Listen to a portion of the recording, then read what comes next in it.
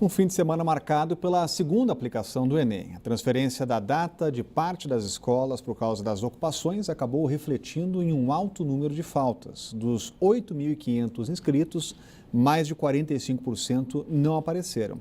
O índice de abstenção, somado às denúncias de fraude, fizeram com que o ministro da Educação anunciasse uma reavaliação do exame. Os candidatos que foram prejudicados pelas ocupações contra a PEC do teto de gastos realizaram a segunda aplicação do Exame Nacional do Ensino Médio neste fim de semana.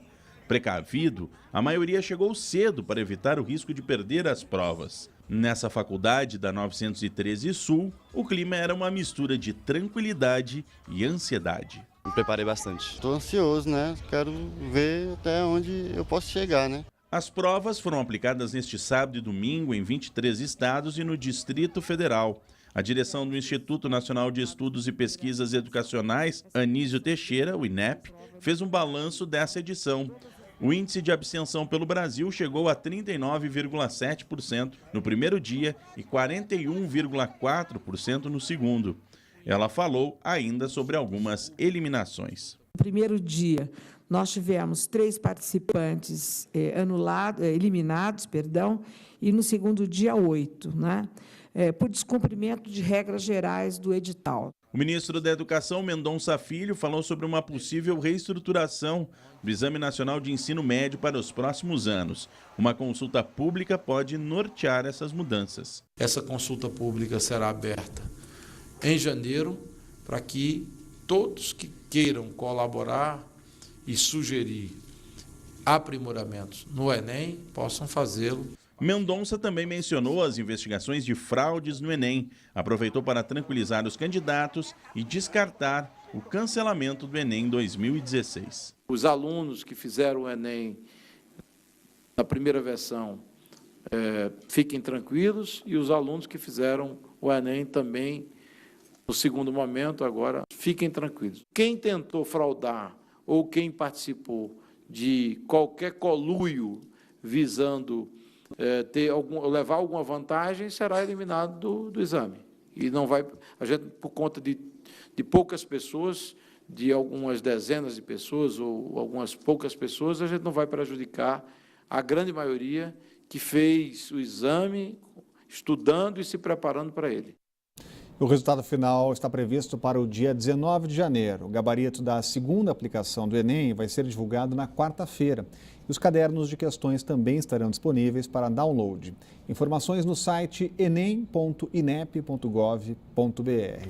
Agora é um claro reflexo dos protestos nas escolas. Exatamente. Olha, e novamente, é mais um caso de impunidade e a conta é paga pela vítima, né? Pelas vítimas. A gente viu aí ontem o Enem foi realizado para aqueles alunos que foram prejudicados com as invasões nas nossas escolas. Invasões promovidas por militantes profissionais, pela pelegada do sindicalismo aí na área de educação, enfim, por militantes políticos, partidos políticos. O MEC sabe exatamente quem foi que promoveu essas invasões. Não foram os alunos, foram militantes partidários que fizeram isso. Portanto, não é justo, senhor ministro, que o cidadão do Brasil, o cidadão brasileiro, pague o custo de 10 milhões de reais que foi essa segunda fase do Enem. Esse dinheiro, esse custo tem que ser cobrado dessa canalha aí que impediu a realização de Enem, do Enem para os alunos que somente ontem, conseguiram fazer o exame. E vamos falar agora sobre a tragédia da Chapecoense. O domingo foi marcado por despedidas e homenagens em muitas cidades do país.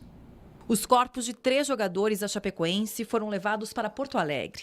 Felipe Machado começou no Internacional, mas o Grêmio abriu as portas para o velório do atleta. Ele foi cremado. Foi Felipe que gravou uma das últimas imagens do time antes da tragédia. Os velórios de Matheus Bittencourt e Denner Assunção aconteceram no mesmo cemitério. Parentes e amigos estavam muito emocionados. O corpo de Matheus Bittencourt foi enterrado no domingo. O irmão, que também é jogador, vestia a camisa da Chapecoense. O corpo de Denner foi cremado. Ele iria casar na sexta-feira passada e deixa um filho de 2 anos. Parentes de Kleber Santana, o capitão da Chapecoense, abriram ao público o velório na capital pernambucana.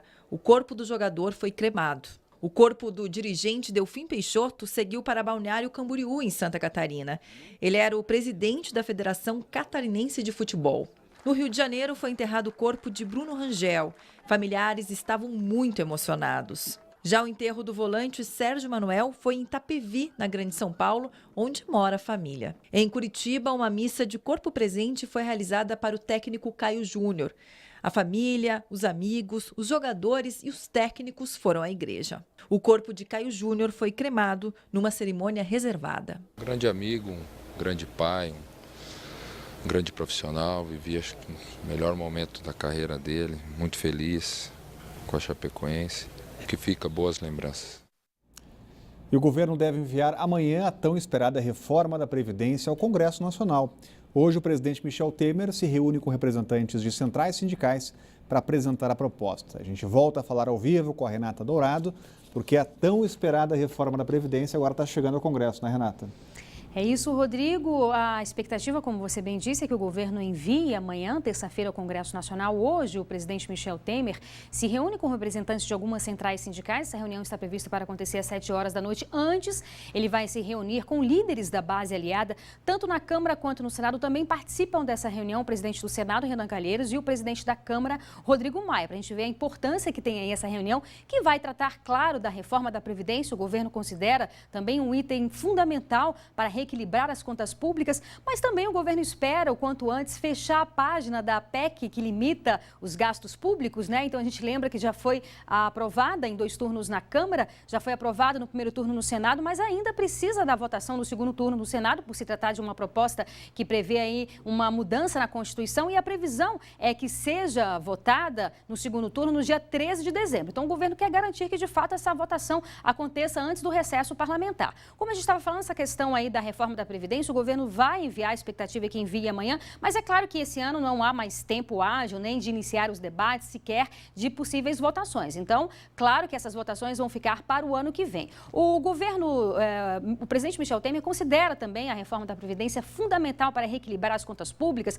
Na semana passada, ele esteve em uma reunião em São Paulo com empresários, enfim, chegou a dizer que o rombo da Previdência este ano vai chegar a 100 bilhões de reais. A estimativa do ano que vem é algo em torno de 140 bilhões de reais. Por isso, o governo realmente considera fundamental. A gente sabe que é um tema polêmico. Entre as propostas que devem ser enviadas, né, ao governo nessa reforma aí, está, por exemplo, uma idade mínima de aposentadoria, que seria 65 anos, tanto para homens quanto para mulheres. Então, tem temas polêmicos, temas que dizem respeito diretamente à vida aí dos trabalhadores. Então, a ideia é também ter um debate mais amplo com relação a isso. Vamos ver se vai ter tempo, né, porque o governo tem pressa na aprovação dessas medidas, e o governo também conta com a ajuda dos governadores, porque isso vai repercutir também na economia dos estados. Então, a ideia é fazer com que os governadores apoiem, influenciem aí as bancadas, mostrem a importância, né, da aprovação dessas medidas também, junto com os respectivos deputados e senadores, para que seja, de fato, aprovada. Falando um pouco sobre a economia, hoje o ministro da Fazenda, Henrique Meirelles, conversou com a nossa equipe. Ele participa de um evento lá em São Paulo, falou um pouco sobre a economia.